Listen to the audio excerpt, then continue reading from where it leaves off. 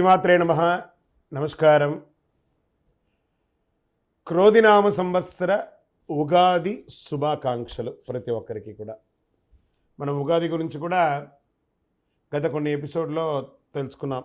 ఉగాది అంటే ఏంటి, ఏం చేయాలి, ఆ రోజు చేయాల్సినవన్నీ కూడా చేస్తాం. ఈ సంవత్సరం ఈ క్రోధినామ సంవత్సరం ద్వాదశ రాశి ఫలితాలన్నీ కూడా మనం తెలుసుకోబోతున్నాం. ఈసారి మనం చెప్పబోయే రాశి ఫలితాలు ఒక సంవత్సర కాలానికి ఎలా ఉంటుందో ప్రతి రాశికి ఏ సబ్జెక్ట్ వాళ్ళకి ఆ సబ్జెక్ట్ వైజ్గా చెప్పుకుంటూ వచ్చామన్నమాట. కాస్త ఓపికతో వినండి. 1 ఇయర్ది కాబట్టి కొంచెం ఓపికగా శ్రద్ధాభక్తులతో వినండి, స్కిప్ చేయకండి. అండ్ సద్గురు జ్యోతిషాలయం చెప్తున్నటువంటి ఈ యొక్క అద్భుతమైనటువంటి 1 ఇయర్ ప్రిడిక్షన్లో మా ఛానల్ చూస్తున్న ప్రతి ప్రేక్షక మిత్రులకి పేరు పేరున మీరందరూ కూడా ఆయురారోగ్య ఐశ్వర్యాలతో ఉండాలని భగవంతుని ప్రార్థిస్తున్నాం. ఇప్పటివరకు చాలామంది మన ఛానల్ చూస్తున్నారు, సబ్స్క్రైబర్స్ తక్కువ ఉన్నారు. సబ్స్క్రైబర్స్ తక్కువ ఉన్నారు. కాస్త పక్కన చూస్తూ ఉండగా మీ చేతితో ఆ సబ్స్క్రైబ్ బటన్ కొట్టండి. ఆ పక్కన ఉన్న గంట బటన్ కూడా కొట్టేసేయండి. అన్నీ మా ప్రోగ్రాంలో అన్నీ మీకు వచ్చేస్తాయి. మీకు ఈ యొక్క రాశి ఫలితం నచ్చింది కదా, మరి నచ్చినప్పుడు మనం ఏం చేయాలి? సోషల్గా ఇంకొక 10 మందికి వేయడం. దీన్ని అలాగే ఇన్స్టాలో కానీ, ఫేస్బుక్లో కానీ, వాట్సాప్లో కానీ షేర్ చేయండి. రైట్. మరి జాతకం ఎందుకు ఈ జాతకం తెలుసుకోవాలి? గోచార గ్రహస్థితులు అన్నింటిని దృష్టిలో పెట్టుకొని అన్ని వర్గాల వారిని దృష్టిలో పెట్టుకొని మేము జాతకం చెప్పడం జరుగుతుంది. జాతకం పడుతున్న వర్షానికి గొడుగే కానీ జాతకం జీవితం కాదు. నేను ప్రతి నెల కూడా చెప్తుంటాను. ఇప్పుడు యొక్క సంవత్సర జాతకం కూడా చెప్తున్నాను. జాతకం ఎంత నమ్మాలో అంత నమ్మండి. మీ యొక్క వ్యక్తిగతమైనటువంటి జీవితంలో మీరు చేస్తున్న వృత్తిని గట్టిగా నమ్మండి. మీ యొక్క కులదైవాన్ని నమ్మండి. తప్పకుండా మీరు బాగా ఉంటారు. ఓకే, ఎవరెవరు తెలుసుకోవాలి? 21 సంవత్సరాల లోపు ఉన్న విద్యార్థులు, అది స్త్రీ పురుషులు ఎవరైనా జాతకం అడగకండి, చెప్పము. తర్వాత 60 సంవత్సరాలు పైచిలుకు వాళ్ళు అసలే అడగకండి. ఎందుకంటే మీరు గొప్పవాళ్ళు, 60 వసంతాలు చూసుంటారు, మీకు అన్నీ తెలుసు కాబట్టి మీరు కూడా జాతకం తెలుసుకోవాల్సిన అవసరం లేదు. సాక్షాత్ మీరందరూ దైవ సమానులే. తర్వాత ఇల్లీగల్ అఫైర్స్ గురించి దయచేసి అడగకండి. గురుగారు మాకు చాలా అప్పులు ఉన్నాయండి. జాతకం చెప్పుకుంటే అప్పులు తీరదు. వ్యాపారమో ఉద్యోగమో చేస్తే అప్పులు తీరుతుంది. మీరు అప్పులు తీసుకున్న వాడి దగ్గర తిరిగి ఇచ్చే శక్తి ఉంటే అప్పు చేయండి, లేదా అప్పులు తీయకండి. అలా జాతకంలో అప్పులు తీరదు. జాతకం చూసుకుంటే కష్టపడాలి. జాతకం చెప్పించి మన దారిని కల్పించుకుంటూ మనం ముందుకు వెళ్ళాలి. రైట్. ఇప్పుడు మనం ఎవరెవరు ఎలా తెలుసుకుందాం అనేది మాత్రమే మనం పెట్టుకుంటాం. సద్గురు జ్యోతిషాలయం వారి ఈ యొక్క క్రోధినామ సంవత్సరం ద్వాదశ రాశుల్లో మొట్టమొదటిగా అశ్విని నక్షత్రం 1, 2, 3, 4 పాదములు, భరణీ నక్షత్రం 1, 2, 3, 4 పాదములు, కృతికా నక్షత్రం మొదటి పాదానికి జన్మించిన మీరు మేషరాశి వారిగా పరిగణించబడుతున్నారు.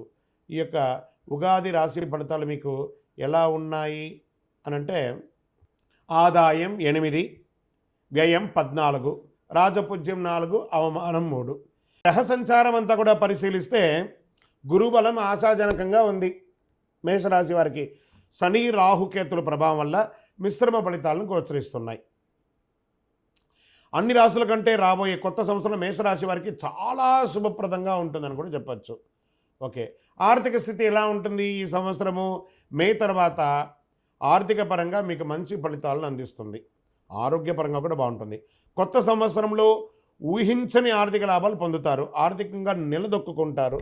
రుణ సమస్యల నుంచి విముక్తి పొందారు. ఎన్నో రోజులుగా ఆ డెట్స్ ఉన్నాయి చూస్తారు, అవన్నీ కూడా క్లియర్ అవుతుంది. ఆత్మవిశ్వాసం పెరగడంతో పాటు పనుల్లో సులభంగా విజయాలు సాధిస్తారు. మీ వ్యాపారాన్ని మల్టిపుల్గా దీన్ని తీసుకువెళ్ళడానికి ప్రయత్నం చేస్తారు. నూతన వ్యాపారాలు కలిసి వస్తాయి. సొంతంగా ఏదైనా చేయాలనే ఆలోచన కార్యరూపం దాలుస్తుంది. మంచి తెలివైన పెట్టుబడులు పెట్టడం ద్వారా, కొత్త ఆదాయ మార్గాలు అన్వేషించడం ద్వారా ప్రోత్సాహకరంగా దొరుకుతుంది. ఉద్యోగం, ఈ ఉద్యోగం చేస్తున్న వారికి కార్యాలయంలో పనికి తగ్గ ప్రశంసలు అందిస్తాయి. ప్రమోషన్ అవకాశాలు ఉన్నాయి. కొత్తగా ఉద్యోగం కోసం ప్రయత్నం చేసే వాళ్ళకి ఇదొక మంచి మంచి అవకాశం ఉన్నాయి.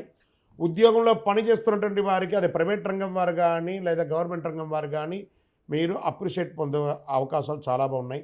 ప్రలోభాలకి లొంగకండి. దానివల్ల మీ ఉద్యోగం కోల్పోయే అవకాశాలు, న్యాయపరమైనటువంటి ఇబ్బందులు కలిగే అవకాశాలు బాగా ఉన్నాయి.